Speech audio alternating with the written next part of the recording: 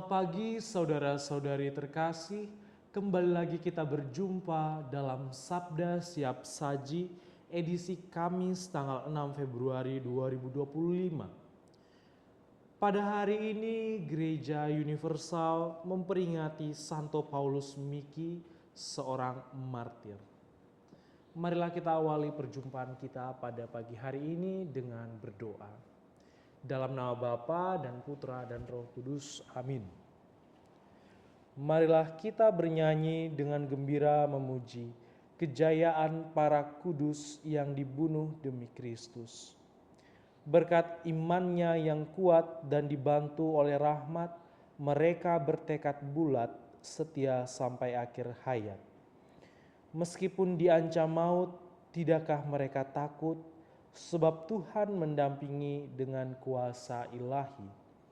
Mari mohon pada Tuhan agar kita digabungkan pada rombongan pahlawan sepanjang segala zaman. Amin. Allah Bapa, kekuatan para kudus, Santo Paulus Miki dan teman-temannya Kau panggil melalui salib kepada kehidupan. Dengarkanlah doa permohonan mereka, agar iman yang kami akui dan kami hayati juga kami pegang teguh sampai mati. Amin. Marilah kita mendengarkan firman Tuhan. Inilah Injil Yesus Kristus menurut Markus. Dimuliakanlah Tuhan. Sekali peristiwa, Yesus memanggil ke-12 murid dan mengutus mereka berdua-dua. Ia memberi mereka kuasa atas roh-roh jahat dan berpesan kepada mereka supaya jangan membawa apa-apa dalam perjalanan, kecuali tongkat, roti pun tidak boleh dibawa. Demikian pula bekal dan uang dalam ikat pinggang. Mereka boleh memakai alas kaki, tetapi tidak boleh memakai dua baju.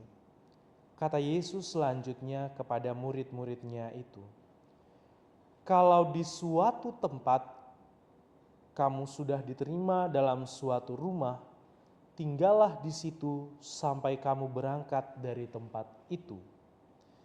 Kalau ada suatu tempat yang tidak mau menerima kamu, dan kalau mereka tidak mau mendengarkan kamu, keluarlah dari situ dan bebaskanlah debu yang ada di kakimu sebagai peringatan bagi mereka. Lalu pergilah, mereka memberitakan bahwa orang harus bertobat. Mereka mengusir banyak setan dan mengoles banyak orang sakit dengan minyak dan menyembuhkan mereka. Demikianlah sabda Tuhan, terpujilah Kristus. Saudara-saudari terkasih, ketika saya merenungkan firman Tuhan pada hari ini, saya teringat akan satu pengalaman ketika saya masih di Seminari Tinggi, tepatnya ketika saya masih frater tingkat 4. Kali itu kami ada satu pengalaman, kami diberikan kesempatan untuk berasistensi. Berasistensi artinya kami melayani di stasi-stasi, di paroki-paroki secara acak. Jadi kebetulan waktu itu saya mendapatkan tempat asistensi di sebuah pulau yang bernama Pulau Palue. Pulau Palue itu ada di sebelah utara dari Pulau Flores. Ketika saya pergi ke sana, saya pergi dalam ketidaktahuan saya karena saya belum pernah pergi atau menginjakan kaki di pulau tersebut. Ketika ke sana, saya hanya membawa baju secukupnya, tidak membawa uang begitu banyak. Paling kurang uang itu mampu untuk membiayai transportasi saya untuk pergi serta pulang. Kebetulan saya pergi ke sana menggunakan perahu kayu. Dalam perjalanan saya ke Palue, ke Pulau Palue, ada banyak cerita-cerita horor yang diceritakan, terlebih khusus dalam penyeberangan menuju Palue. Karena memang antara laut yang dilalui oleh kapal-kapal kayu tersebut, itu pernah terjadi sebuah insiden kapal tenggelam. Tapi saya yakin dan percaya bahwa Tuhan senantiasa menyertai saya. Sehingga saya tidak takut kalaupun misalnya nanti tenggelam, kalau misalnya nanti ada bahaya yang mengancam, saya yakin dan percaya bahwa Tuhan senantiasa beserta dengan saya. Dan puji Tuhan saya sampai dengan selamat. Ketika saya sampai di paroki yang terdapat di Pulau Palue itu, rupanya saya tidak ditempatkan di paroki, melainkan saya ditempatkan di sebuah stasi. Stasi ini kalau kita lihat, kalau kita bandingkan dengan kehidupan kita sekarang, ini masih tergolong stasi yang tertinggal. Karena apa? Listrik belum ada. Jadi listrik itu hanya nyala ketika malam hari dan pagi harinya sudah padam. Begitu juga dengan makanan. Ya. Mayoritas di sana orang menjadi nelayan, sehingga setiap hari saya harus makan hasil tangkapan laut. Jadi jarang sekali untuk makan sayur. Kalau kita mau beli sayur, beli kebutuhan pokok, kita harus menyeberang ke Pulau Flores. Begitu juga dalam tempat tinggal. Mereka memiliki jarak tempat tinggal yang begitu ekstrim. Mereka tinggal di kaki gunung sebenarnya, di lereng-lereng gunung. Dengan temperatur udara yang kalau dibandingkan dengan tempat tinggal kita, saya merasa bahwa dalam hidup saya berasistensi di sana itu merupakan tempat yang paling panas. Dalam situasi seperti itu, saya harus rela untuk melayani umat-umat yang merindukan pelayanan. Saudara-saudari tahu bahwa memang banyak kesulitan yang saya alami, terlebih khusus dalam hal tenaga. Saya satu kali memberikan komuni orang sakit itu harus dalam waktu 2 hari. Karena apa? Ada beberapa masyarakat yang tinggal di gunung yang agak jauh, sehingga saya harus mendaki gunung itu, kemudian turun lagi untuk mencari rumah-rumah yang memang harus saya berikan komuni orang sakit itu, untuk memberikan pelayanan orang sakit. Jelas ini kalau dihadapkan pada orang-orang yang sudah hidup enak, hidup di medan-medan yang enak, mungkin ini merupakan suatu kesusahan. Tapi bagi saya, entah mengapa ini adalah suatu kegembiraan. Kegembiraan dalam pelayanan, kegembiraan dalam mengikuti Tuhan Yesus. Saya sama sekali sampai sekarang tidak pernah merasa menyesali atau merasa menyesal akan pengalaman yang saya boleh rasakan saat itu. Bahkan saya ingin sekali untuk kembali ke sana untuk merasakan hal yang serupa.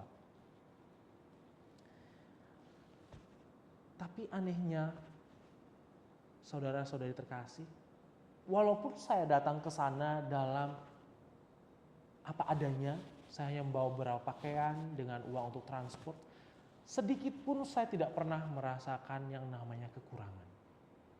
Karena apa? Tuhan, saya yakin dan percaya bahwa Tuhan itu hadir dalam umat-umat yang saya layani. Mereka memberi kepada saya dari kekurangan mereka. Memang tidak banyak. Mereka memberikan saya tempat tinggal, tempat saya untuk beristirahat. Mereka memberikan saya fasilitas, walaupun sebenarnya kalau dibandingkan dengan masyarakat kota, fasilitasnya sangat kurang. Tapi saya mensyukuri apa yang saya alami. Mereka memberi saya makan secukupnya sehingga saya tidak kelaparan. Begitu pula dalam Injil yang kita baca pada hari ini. Bahwa Tuhan Yesus itu menyuruh murid-muridnya untuk pergi mencari dan melayani domba-dombanya. Tuhan Yesus menyuruh murid-muridnya untuk pergi dalam kekurangan. Bayangkan, uang tidak boleh dibawa, makanan bekal tidak boleh dibawa. Pergi hanya bawa 1 baju dan tongkat. Bayangkan saudara-saudari. Tapi apa? Saya sungguh merasakan Injil ini dalam kehidupan nyata. Bahwa apa? Tuhan sendiri yang akan mencukupkan, Tuhan sendiri yang akan menyediakan bagaimanapun caranya. Ketika kita tulus untuk melayani Dia dalam diri domba-dombanya, dalam diri umat-umatnya, maka Tuhan sendiri hadir untuk menyediakan segala kekurangan. Dia sendiri yang akan mencukupkan kita dalam pelayanan kita. Karena itu saudara-saudari terkasih, ketika saya berada di pulau tersebut, banyak pengalaman, perjumpaan, sharing dengan masyarakat di sana di Pulau Palue yang tidak terlupakan. Mungkin tidak banyak hal yang bisa saya bagikan kepada mereka yang begitu berarti, tapi banyak hal saya berbicara tentang Tuhan kepada mereka. Saya berbicara tentang bagaimana kita percaya kepada Tuhan dalam situasi kehidupan mereka yang demikian kekurangan, tapi mereka memiliki semangat yang kuat, semangat yang teguh. Bayangkan saudara-saudari, kita mungkin di kota-kota besar sekarang sangat dimudahkan dengan kendaraan. Naik mobil, naik motor untuk pergi beribadah. Tapi di sana saudara-saudari terkasih, mereka harus jalan kaki dari jarak yang sangat jauh, berkilo-kilometer, bahkan dari gunung, dari bukit, di atas bukit lagi, untuk sekedar merasakan kasih Tuhan dan pergi ke gereja. Artinya apa saudara-saudari terkasih? Kita harus bersyukur atas apa yang kita miliki. Mereka tidak pernah jemu, mereka tidak pernah capek untuk bertemu dengan Tuhan. Tuhan mau agar kita senantiasa dalam hidup kita, senantiasa mencintai dirinya, mewartakan namanya dalam hidup kita. Saudara-saudari terkasih, dalam pengalaman saya ini saya belajar bahwa menjadi pengikut Kristus itu jangan pernah merasa takut untuk kekurangan. Jangan pernah merasa takut dan khawatir.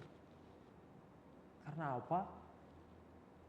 Tuhan yang akan menjamin hidup kita ketika kita sungguh mau untuk mengikuti Tuhan itu di jalan-jalannya. Ketika kita mau untuk mewartakan namanya. Entah pewartaan kita itu didengarkan, entah kita diterima atau tidak, atau mengalami penolakan. Tapi saya yakin dan percaya bahwa Tuhan mencukupkan, Tuhan yang menyelenggarakan hidup kita, Dialah yang akan menyertai hidup orang-orang yang mau mengikutinya. Sekian dan terima kasih. Semoga sharing saya pada hari ini semakin meneguhkan kita, semakin memberikan inspirasi bagi kita dalam menjalani kehidupan. Tuhan memberkati.